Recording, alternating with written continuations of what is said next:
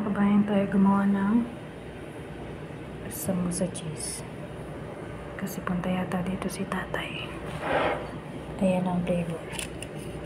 Juban lang nasa loob nito. Ayan. Lagyan na natin itong halip. May kasama na. Lagyan natin dito.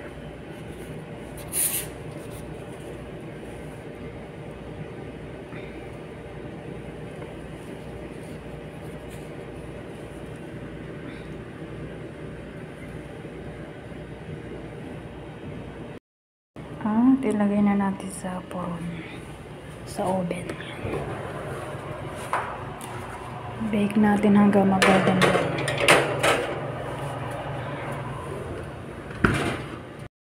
At syempre hindi mawawala ang gawa. Hindi kompleto ang kanilang merienda kung walang gawa or Arabic coffee at tsa.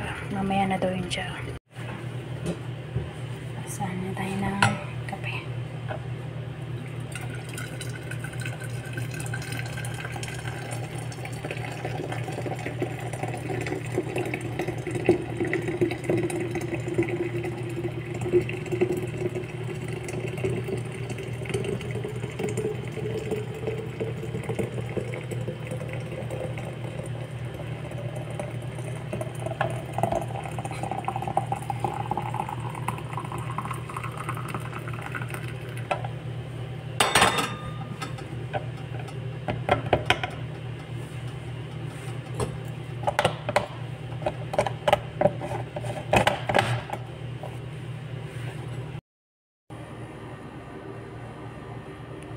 Four kinds of dates or tamar.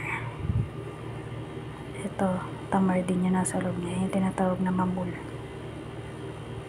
Tinapay na may date sa loob. Mamul ang tawag ito. Gusto natin lalagay yung ating samosa mamaya pag naluto. Eat coffee. Check natin.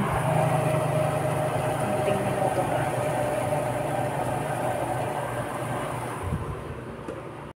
Ayan. Luto na siya. Patay na natin. Luto na. Transfer na natin mga kabayan.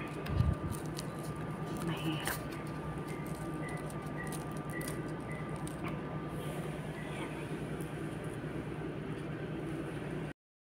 So, ano po ang samosa cheese para sa bisita.